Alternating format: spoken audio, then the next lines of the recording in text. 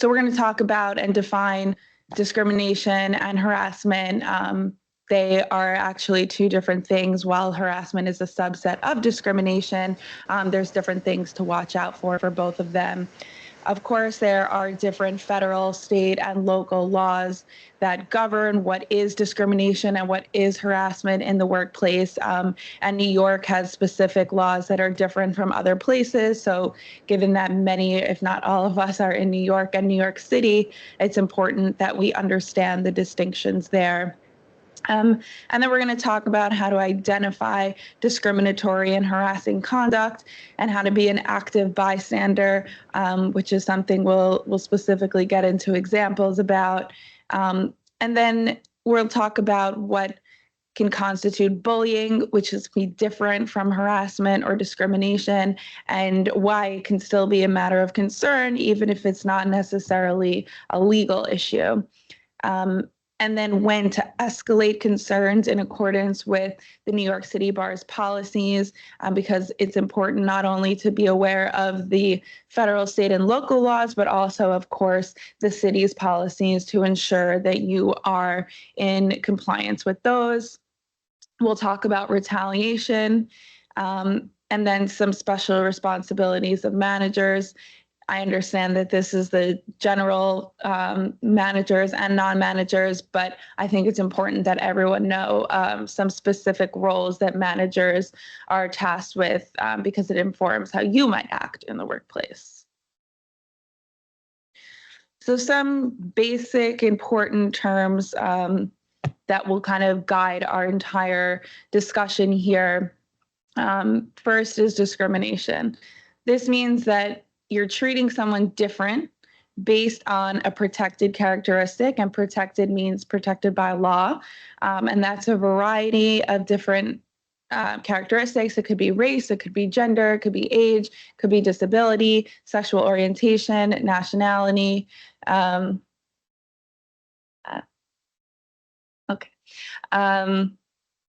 so forth. And then there's discriminatory harassment. And that's unwelcome conduct. So you're not accepting of that, related to one of those protected characteristics that I just mentioned above. And this is harassment when it has the purpose or effect of creating an environment that's offensive or hostile, or otherwise interferes with someone's work environment or performance or opportunities. And this is just overall general. We'll get into more specifics. But I do want to mention this is supposed to be interactive. We'll have some hypotheticals. We'll watch some short clips. And if there's any questions along the way, please feel free to stop me. I like when we have discussions instead of me just talking at you all. Okay, so the federal anti-discrimination laws, not surprisingly, these are there are several, and they're very robust. Title VII is kind of the big one here. It prohibits discrimination on the basis of race, color, sex, national origin, religion, and sex has over the years been expanded to include pregnancy, sexual orientation, which includes someone's identity in relation to their gender, and also gender identity, which is one's perception of their gender. We also have protections based on citizenship. The ADA is another big one. A lot of people know that protects discrimination on the basis of disability, and that can be physical or mental. So that's important to keep in mind. Age discrimination protects people over the age of 40, but it's a little different in New York and New York City, so we'll talk about that. And then the Uniformed Services Employment Reemployment Rights Act protects individuals who have military or veteran status. We also have protections against genetic information, and retaliation is prohibited under every single one of these. I don't think we'll actually even talk about a law today where retaliation is not prohibited. So not only can you not discriminate on the basis of any of these characteristics, but it can also be retaliatory if someone complains about something like that and then you take it out on them.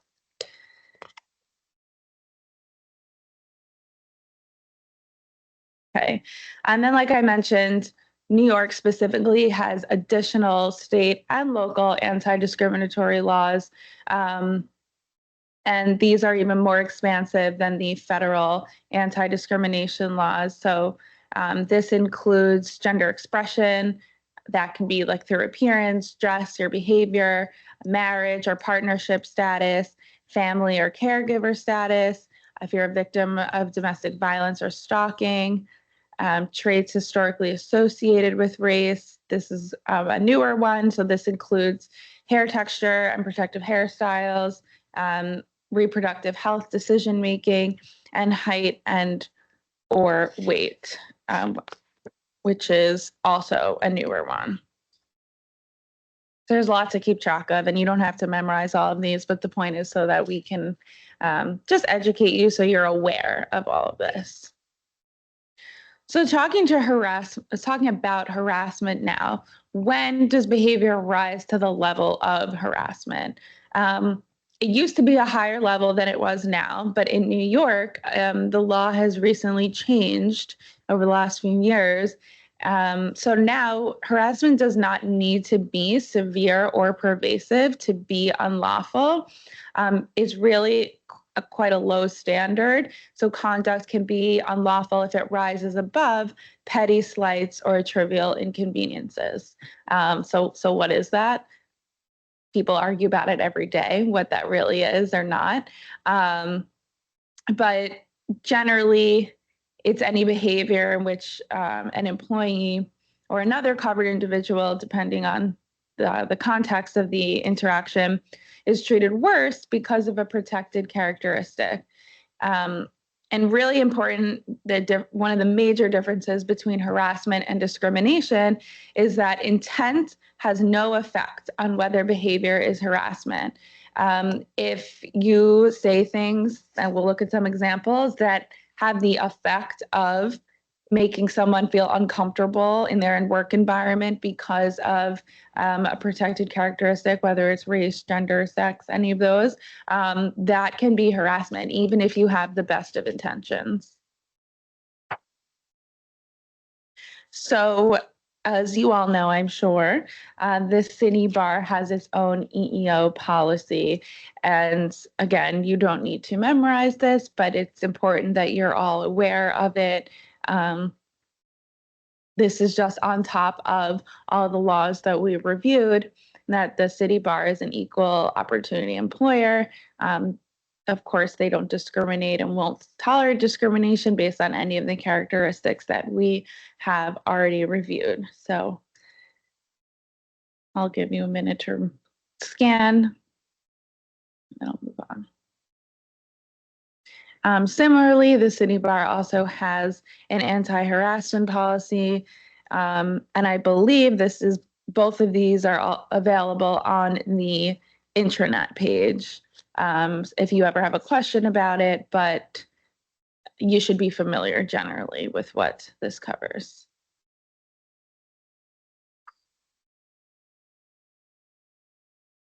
Okay. So when and where can harassing / discriminatory / inappropriate conduct occur? The short answer is anywhere and at any time in an employee's life cycle. It can be during hiring. Just because someone is not actually employed yet does not mean that they are not protected by any of these laws. If it's a hiring process, everything that we talked about applies. It can happen in training. It can happen while you're physically in the workplace, like all of you sitting here. It can happen remotely. Just because you're not here doesn't mean that all of these things go out the window. These are all just as applicable remotely as they are in the office. It can happen during a meeting that has a professional purpose, and it can happen at the water cooler when you're just catching up on what happened over the weekend. Can happen at company-sponsored events on or off-site, anything when you're traveling for work, online, over GChat, over whatever messaging you use, anytime, anywhere, anytime you're interacting with your colleagues. It's important to keep all this in mind. So Title VII, we've talked about that one before a little bit. That is one of the federal anti-discrimination laws, and some just general conduct to avoid and comments to avoid. There's really no place for slang words or derogatory terms in reference to race, ethnicity, national origin, or religion, even if you are a member, right? Like you hear people say, I can say this because I am XYZ. That's still not appropriate and still has no place in the workplace. Of course, we also don't want to generalize. We don't want to lump groups of people together that you all are like this, that everyone who is this way. Also not appropriate. We don't want to utilize race, ethnic, or religious references as mascots or team names in any capacity. And of course, I think we all know this by now, making stereotypical assumptions and or acting on them is a no-go for the workplace and really at any point in your lives. Okay, so our first hypothetical. Miriam and her colleague Kevin are discussing an upcoming affinity group retreat when Kevin exclaims, I'd like to get paid to go on vacation too, but something tells me HR would not love me proposing a white men affinity group. Miriam is uncomfortable with the outburst and quickly changes the subject. So first, I'll give you some questions to guide how you're thinking about this. Is Kevin's comment appropriate? What do you think?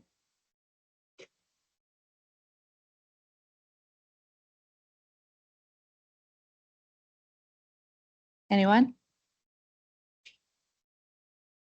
No, I see people shaking their heads. No, no, it's not appropriate for several reasons, right? It's not a vacation. Calling it a vacation is dismissive and rude. And second question is how, if at all, should Miriam respond? It's a little tougher one, so I'll help out. She's not under any obligation to respond, right? What she did by changing, she absolutely can, but she's not under an obligation. She can. She is entitled to respond however she would like to, but if she wants to change the subject, she also can do that. She can also report what was said and to HR and make a lodge a complaint. She can tell him that it made her uncomfortable. She really can do whatever she wants, but she doesn't have to. The burden is not on her to tell him that it makes her uncomfortable.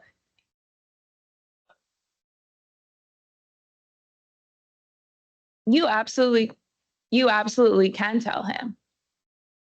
Right. It's not her job because she can report it to HR and it's really HR's realm or legal to tell or to investigate the comments, to speak with Kevin about what's appropriate in the workplace, what's not appropriate, that it could be offensive. If she would like to engage on her own, she absolutely can. There's nothing preventing her from doing that. She has the option of making the complaint, so she can do any and all of those things.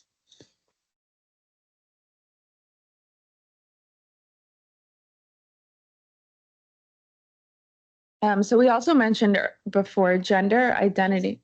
One moment, I'm sorry. I missed a question from someone virtually sure. earlier to back up for a moment. Yes. There was a question, is there protection also to men with a pregnant partner? In certain instances, there could be, but it's a little bit of a case-by-case basis. Like what are they asking for in the protection? Like there's general, like, are you talking about paternity leave? Are you talking about comments made in the workplace? Are you talking about taking time off? Are you talking about needing to leave for doctor's appointments? There's protection for family status and family care. So I think we'd probably need a little bit more detail on that. Yeah, of course. Right. Right. Then the man becomes a caregiver. Exactly. Experiencing worse treatment. Yes. Because he's a caregiver, that's one way. Or maybe there's Or is the partner pregnant now? I don't know. Right. All of the man respects the right, so you can kind of see how the protective characteristics. They all like overlap could come and into play. yeah. It depends on that. depends on this situation there.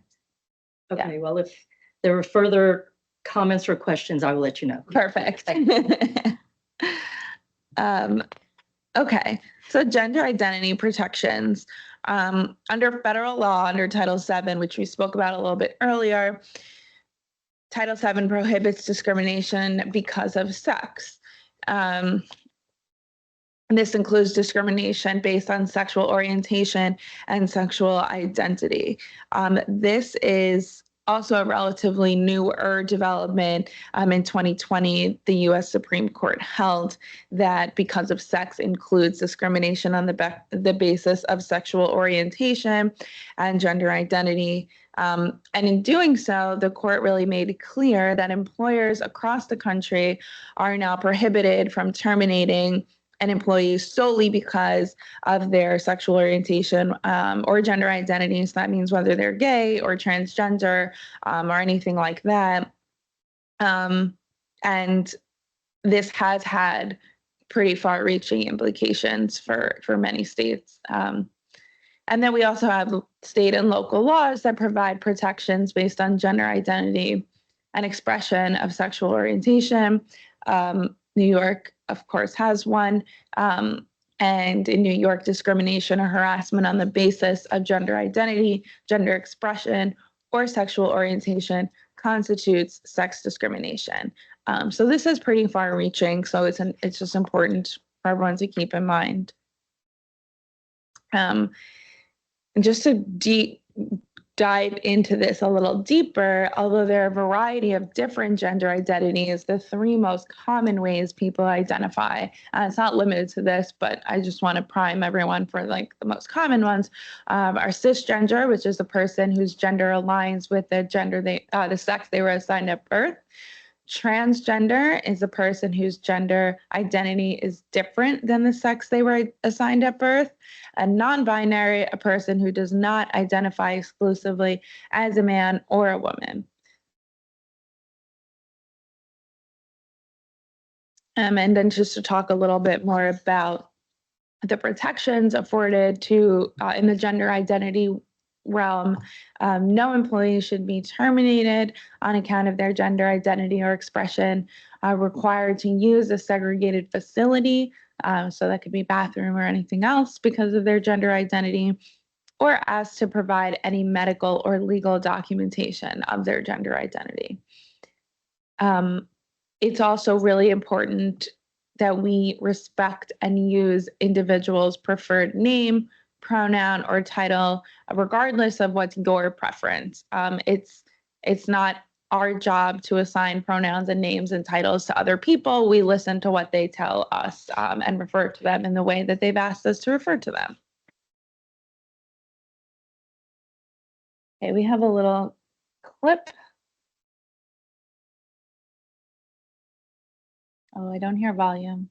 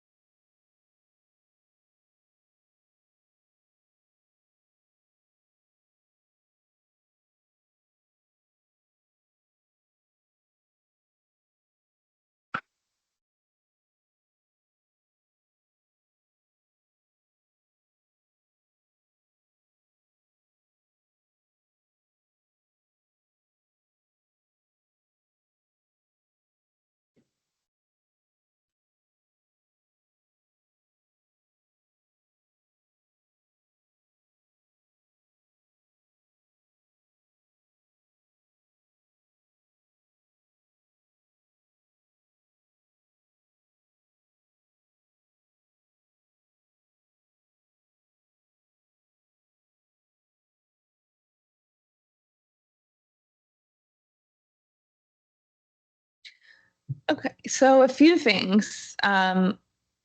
It obviously piggybacks off of what we were just talking about here. So obviously it's not appropriate that he followed up and asked her again, like, but I want to go back to this. I really want to know. And he shouldn't have asked her in the first place. Why? Like we talked about, she had already said, these are my preferred pronouns. This is my name. It's not her job to explain why. And when someone tells you what their pronouns are, you don't really engage in further discussion unless the person wants to have that conversation. And I don't know his name in the video, but he is not entitled to an explanation of why someone's called that. So the revisiting was really what's really inappropriate there. And that can actually rise to the level of borderline harassment. The first time he asked wouldn't rise to that level, but the fact that he revisited it could rise to that level. So that's why it's really important to think about all the different ways that these different areas like discrimination and harassment and gender identity can all come together. And that's how things escalate in a way that we want to avoid. And he might have had the best of intentions here, right? Like maybe he was genuinely interested because he doesn't know what the reason is and wants to get to know this person better, but that doesn't matter for purposes of harassment. People in minority groups are not required to explain themselves to you or to us. It's your job to educate yourself and not ask them to do it for you.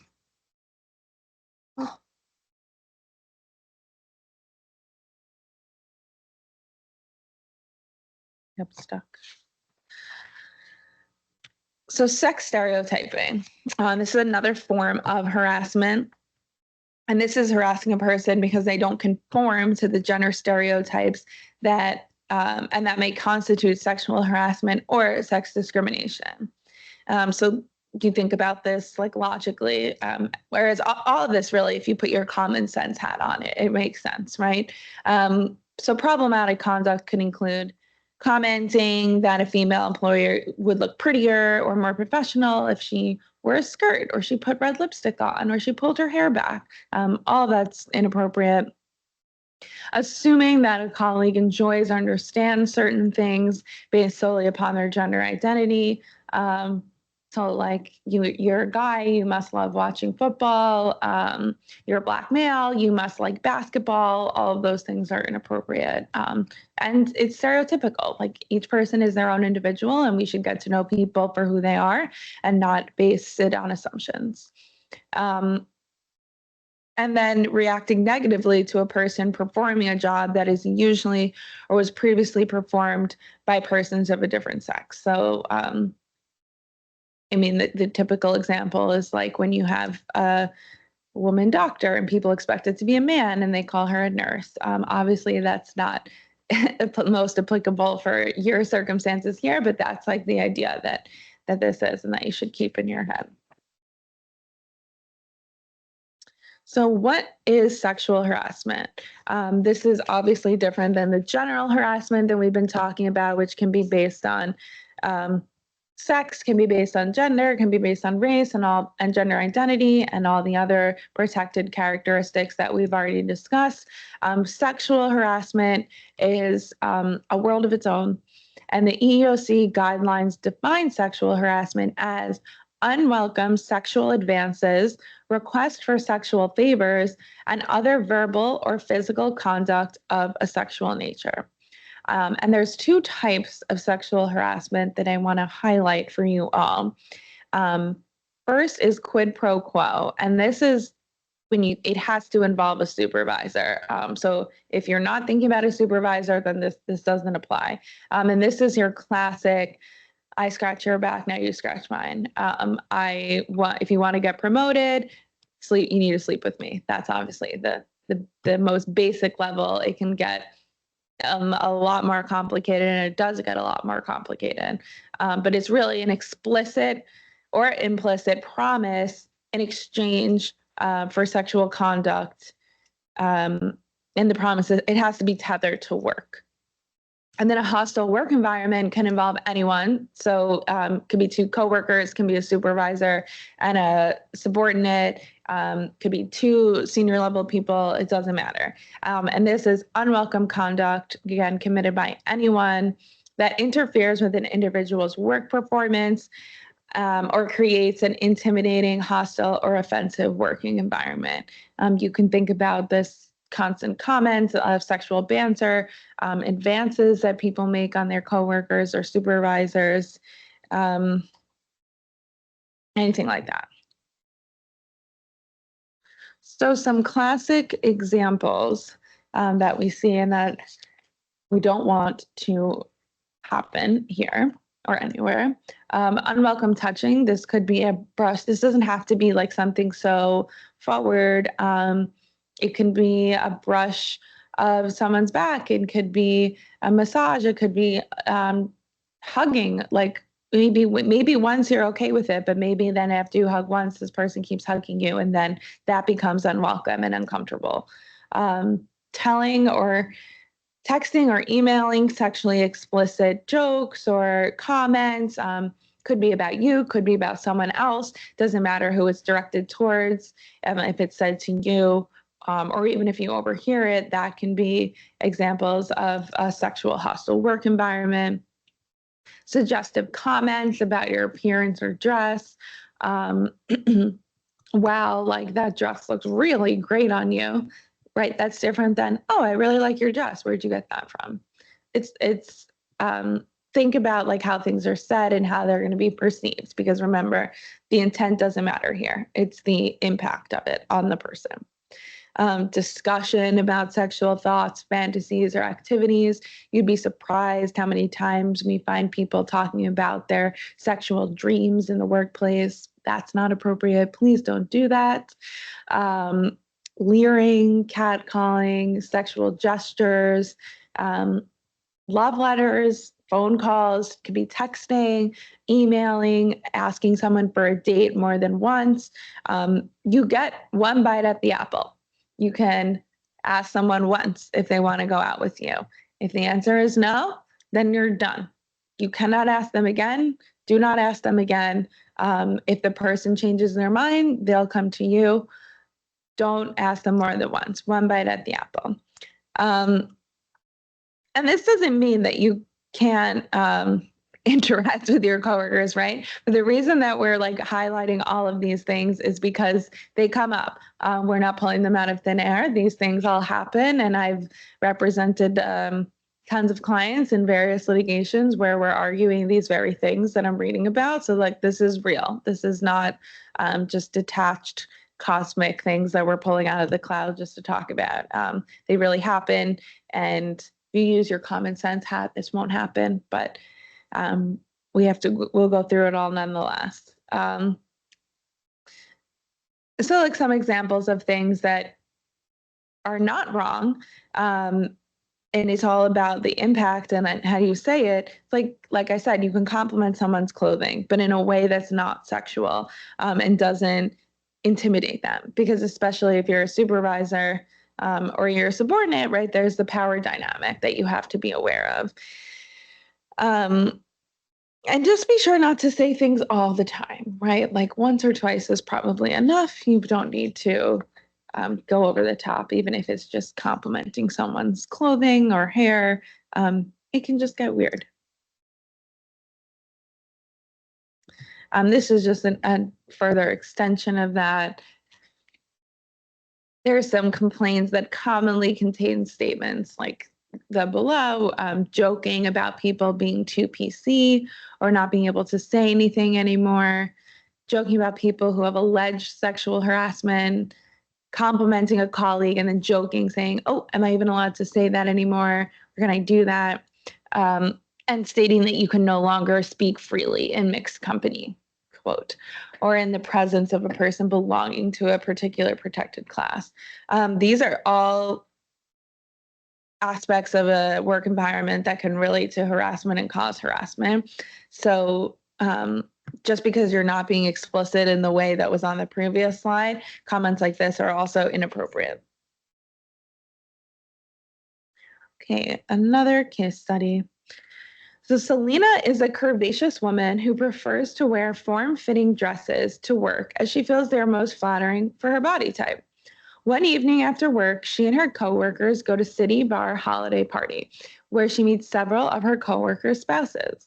Up to this point, Selena had been regularly invited to a poker night with her coworkers.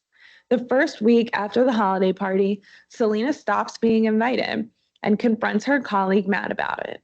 Matt explains that the other men's wives saw Selena at the holiday party and don't feel comfortable having her come to poker night. Matt notices Selena's embarrassment and tries to make her feel better and say, hey, take it as a compliment. You're just too hot to handle.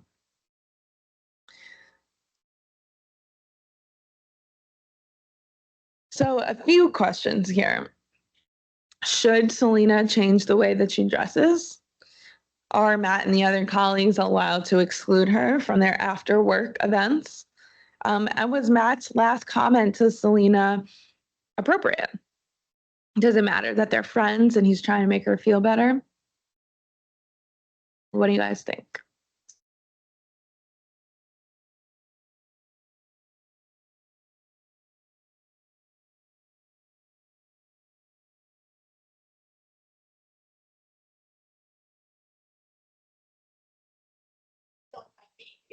You're 2 for 3.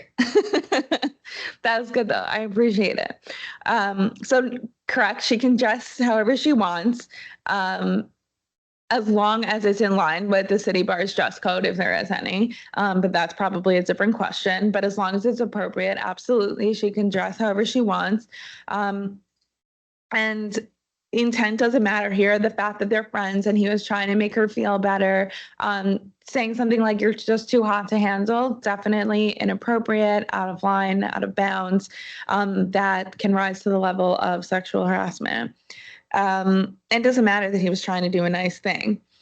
As for them stopping inviting her to poker night, I completely understand why the original reaction is, well, like it's outside of work and why do you care about inviting someone to a poker night? But the reality is the fact that it's with her coworkers, they can't exclude her on that basis because someone's wife said she's too hot. That's excluding someone on the basis of sex.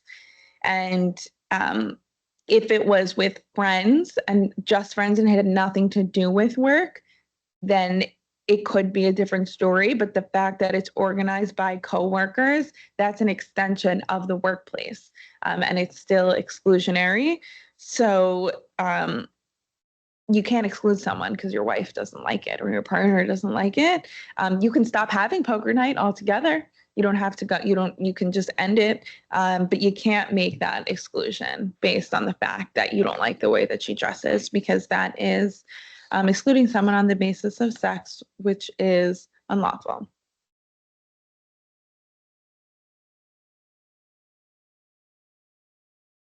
Some misconceptions. I'm just going to put them all on the page. Okay. So, like we've talked about, anyone can discriminate or harass, just as anyone can be subjected to discrimination or harassment. A minority can discriminate against another person who is in a minority group. To cisgender white men can discriminate, like or be subject to discrimination. Anyone can be. And the law recognizes that members of the same sex can sexually harass each other, regardless of sexual orientation, preference, or attraction. So 2 women can sexually harass each other. 2 men can sexually harass each other, whether they're gay or not. Any form of discrimination and harassment is illegal. I hope I've made that clear by now. And under the law, the employee does not need to be the intended target of the harassment in order to bring a claim. This is super important because if you think about this in a practical context, you could be in a meeting and maybe the person leading the meeting says something about his or her boss that is inappropriate. You're not the subject of that, but it could still make you uncomfortable and you could still raise an issue that may raise to the level of harassment in the workplace. And like we've made clear, intent for harassment does not matter. Just saying you're joking is not a defense. It will not go well. and responding to and reporting allegations and concerns related to workplace harassment, even if the perpetrator is not an employee, is really critical to management and HR functions.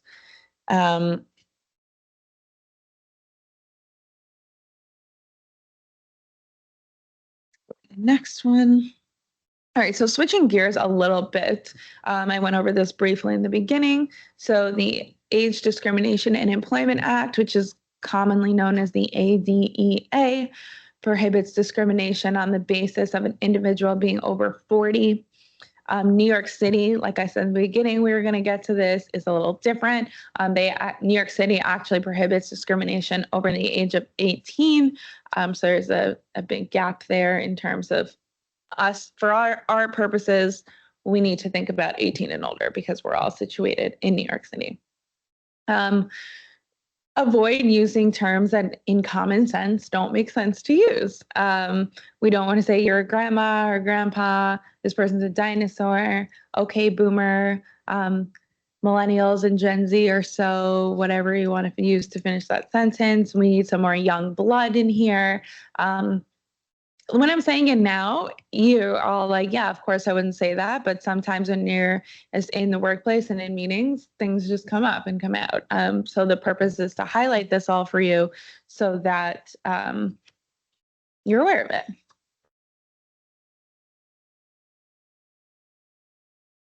And now the ADA, which is the Americans with Disabilities Act. This one prohibits discrimination against any qualified person with a disability or a perceived disability who can perform the essential functions of the job with or without a reasonable accommodation. I just want to start by saying I know that's a mouthful, and I don't expect anyone in this room or on the Zoom to be able to fully articulate what any of that means. It's not your job, and it's not really within your role. The first thing to do about anything that you're concerned about with a disability or someone asking for an accommodation, which we're going to get to, is really to reach out to HR and or legal to discuss that because we just want to make sure we're doing everything the right way.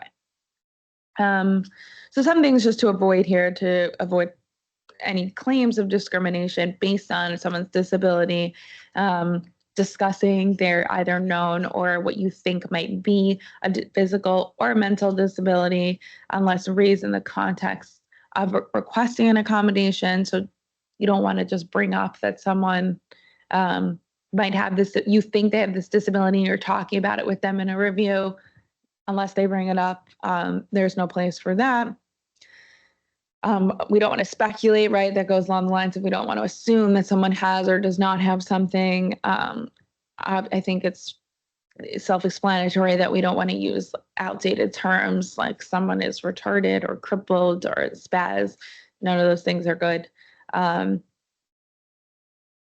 be careful of how you use terms, especially for some like mentally, some terms for mental illnesses. We don't want to say someone is mentally ill or like she's bipolar or he's so OCD. Again, joking is not a defense. And revealing an employee's medical condition to others, definitely inappropriate for a variety of reasons. We should not be talking about someone's disabilities or employees' medical conditions with anyone else.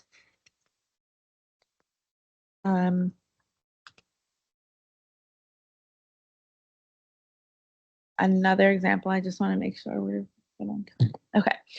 So Caroline has a muscular disorder that causes her severe back pain and requested a standing desk at work.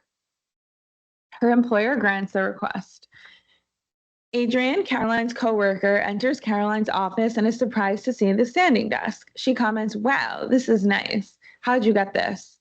When Caroline tries to brush the question off and says, "I really don't want to talk about it," Adrian insists, "Seriously, I won't tell anyone. I just want a standing desk, and they keep telling me no."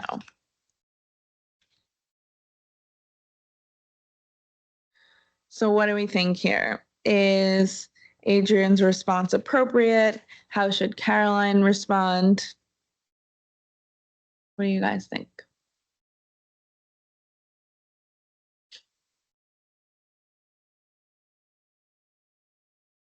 I'll give you some help. So a little similar to before, she can generally ask how she got this. But when Adrian responds saying, when Caroline responds saying she doesn't want to talk about it, that's it. Prying into someone's personal life is inappropriate in the workplace. There's like a little bit of ambiguity here. Perhaps Adrian knows that Caroline has some sort of muscular disorder and using that to pry even more. Perhaps she doesn't know, and her first question is really just, I want the desk, which is fine. But then when she says she doesn't want to talk about it, we have to respect that. So we have to think about whether that muscular disorder is visible or not. But assuming that she does know or have a suspicion, she doesn't even have to have it confirmed, that there's a reason that Caroline has this because of any perceived or actual disability. She really shouldn't even be trying to ask this question to begin with. So reasonable accommodations. The city bar will provide a reasonable accommodation to known disabilities of qualified individuals to perform essential job functions. This is in line with the federal and state requirements, of course. And again, I want to emphasize here, don't freelance, just ask the people who specialize in this to help and go straight to them. This also applies to religious observances, pregnancy or medical conditions, status as a victim of domestic violence or sex offense or stalking. So when someone requests a reasonable accommodation, the employer, so here the city bar, has to engage in what's called the interactive dialogue. And this is really exactly what it sounds like. You can't just blindly say no because you don't want to make an accommodation, but the city bar does not have to just accept what the employee sets forth as what they think is their best reasonable accommodation. It's a dialogue, it's a back and forth. How can we work together to figure out how you can still perform the essential functions of your job while providing you with a reasonable accommodation that doesn't put an undue burden on the city bar. As stated here, employees should speak to their supervisor or reach out to Beth to request a reasonable accommodation and discuss that. Depending on what is requested or what the alleged disability or any of these other reasons for requesting a reasonable accommodation might be, some accommodations might include, but are definitely not limited to, job restructuring, modifying work schedules, special equipment or special support, adjusting a workstation or a location. There's no one size fits all here. That's why you go through this interactive process. These are just some general examples that we see often implemented, but there's a wide range, and it can really depend on what the individual is requesting, what the individual needs, and what the city bar can offer. And not all requested accommodations are reasonable.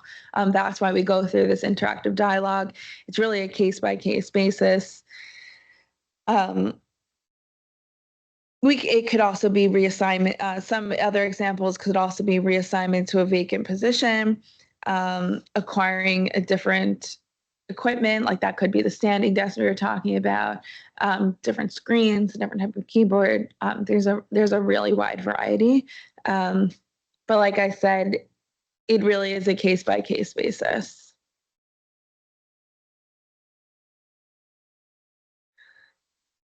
So social media and the internet. This is a big one because social media has just become everywhere, right? Like it invades every single part of our lives, our workplaces. It makes the world a smaller place. So we have to talk about it in terms of how it can affect the workplace. And all the different ways that you have to be thoughtful about what you're doing. So social media creates a potential for miscommunication, misunderstanding, and widespread dissemination. Like everyone can hear everything in just a few minutes.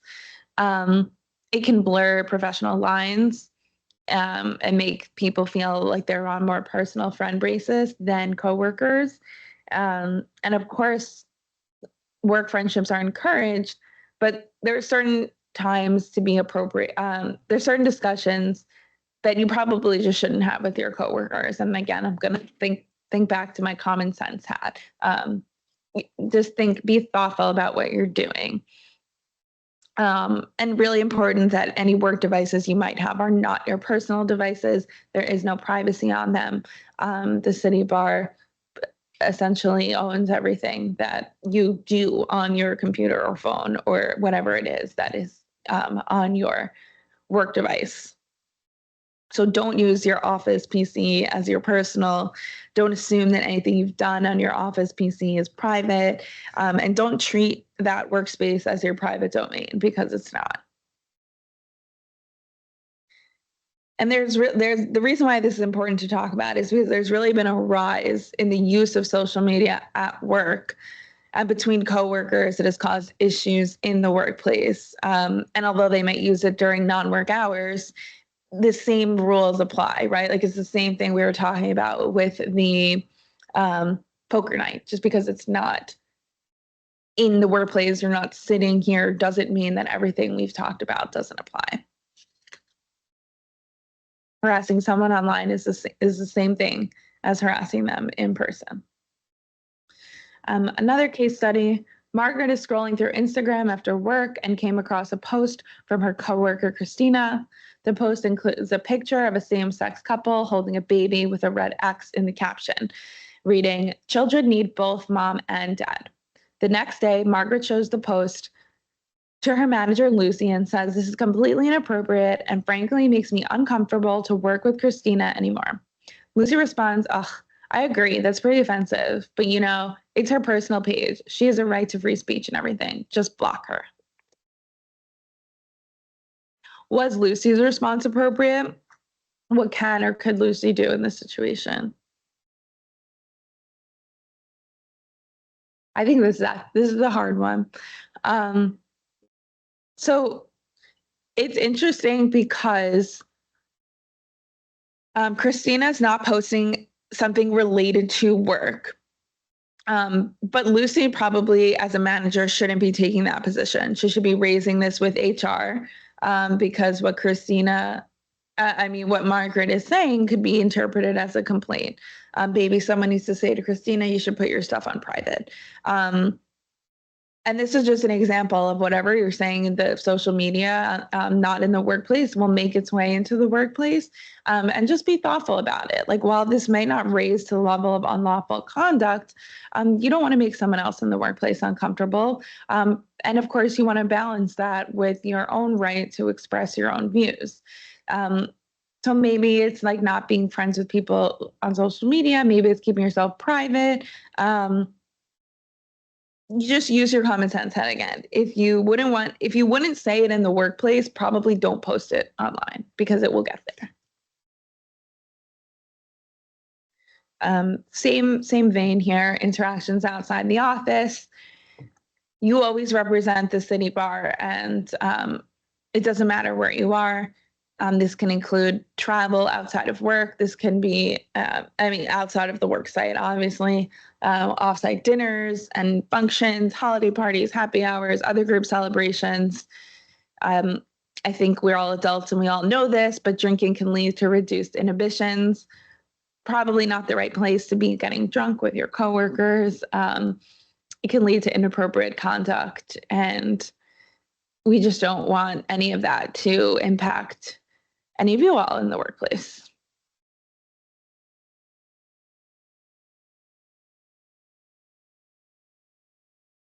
Here's another one. On Saturday night, Greg and his colleague Chase meet up at a sports bar to watch a basketball game. Chase has too much to drink and starts complaining about their supervisor, Nancy, who's about 20 years older than Greg and Chase and is not married. Greg also does not like Nancy and recently witnessed her yelling at Chase about a small mix-up that was not his fault. Greg laughs and he and Chase trade jokes about Nancy until Chase finally says, you know, all our lives would be so much easier if Nancy just got laid every once in a while. Maybe I should take one for the team. Is Chase's comment appropriate? It doesn't matter that they're drunk or that they're off the clock. I see heads shaking now. Obviously, it's not appropriate. Doesn't matter that he's drunk, doesn't matter that he's off the clock. Anytime you're interacting with coworkers, it matters what you say and what you do. Company policies always apply. Greg should not have engaged in the joking, and Chase probably should have cut it off. But if you think about, I know someone's not just going to say, hey, you shouldn't be saying that. It's not practical. People don't act that way, but you can just steer the conversation in another direction. And if it makes you uncomfortable, then you can talk to HR or your supervisor about it. So this gets us into bystander intervention. You want to be an active bystander, right? You don't want to just let things happen. There are a few ways to be an active bystander.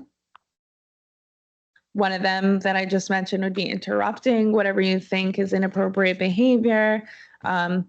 If you feel safe doing so, you can confront the person performing that behavior.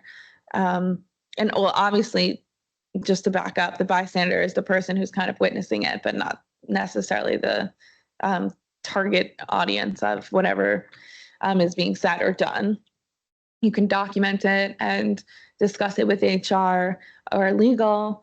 You can check in with the person who's been harassed after the incident. And you can ask a third party to help intervene.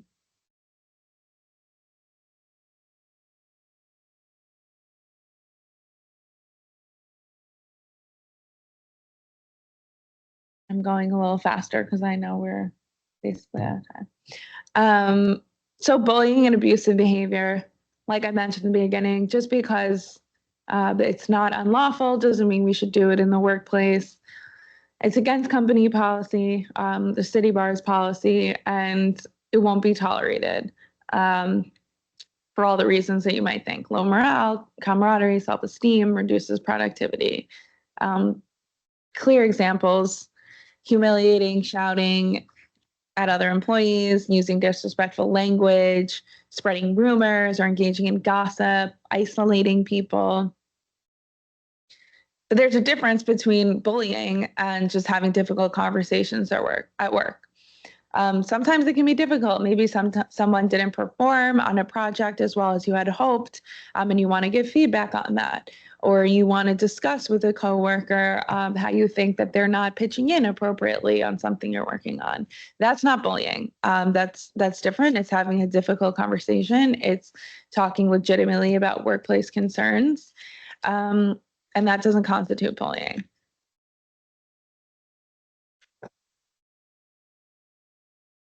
These are just some guidelines, what to avoid and what to ask yourself in terms of bullying, or is it not bullying? And of course, the city bar has a reporting policy. Again, I will refer you guys to the intranet where this is all easily located. And employees are encouraged to report any behaviors that they believe violate the policy to their supervisors and or to Beth. And those are some additional resources of who you can make complaints to if you feel that there is a complaint to be made. And this is just really brief. What happens after a concern is escalated? Usually there is an investigation, it's confidential, and the city bar will determine if what happens next and if there needs to be a remedial action, what that remedial action might be. could be a variety of different things: apologies, corrective action, coaching, a change in a reporting relationship, an impact to someone's compensation, an impact on a promotion, or even as severe as a suspension or termination, depending on the conduct. And these are just some of the reasons why it's really important to report what might be making someone uncomfortable at work, or what you might think is discriminatory or harassing, because of all these listed things that are the costs of unjust workplace misconduct, like engaging prosecutor for a lawsuit, which you don't want to have them do. And one of those costs can be individual liability. Just because you're, an employee of City Bar, you're also an individual, and that can come along with tag-along claims. I've seen it happen in almost every lawsuit that we defend. Individuals are named. I think we went over all of this, but these are just some guidelines for what to do if you experience prohibited conduct. Like we mentioned, you always have the right to express that the conduct is unwelcome if you feel safe, but you're under no obligation to do so. You can instead make a complaint to HR or your supervisor, and the City Bar strongly encourages you to report it because they are here to help. I'm going to skip this slide. And then retaliation, last little bit. Retaliation is prohibited under every single thing that we've discussed today. It can involve any materially adverse action that could discourage an individual from coming forward to make a complaint or to support someone else's claim of discrimination or harassment, or that seeks to punish someone who has come forward. So in layman's terms, it's like anything that is punishing someone for making a complaint or supporting someone else's complaint. And punishing doesn't have to be something as big as like firing someone. It can be small. It can be isolating them. It can be excluding them from meetings. It could be taking them off of emails. It could be overly criticizing their work. So just be conscious of all of that. And of course, the City Bar's policy clearly prohibits retaliation for any individual, against any individual who reports discrimination or harassment. And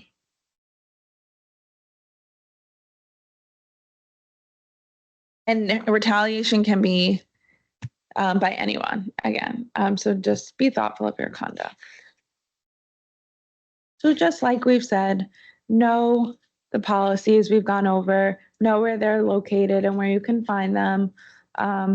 Understand that all of your actions and words have an impact, and good intentions aren't always a saving grace for everything that might be said.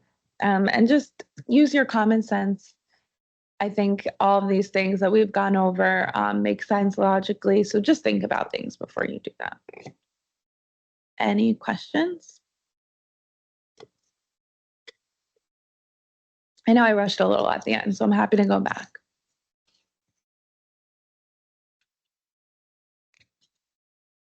And if not, thank you all. I really appreciate both everyone tuning in on Zoom and in person.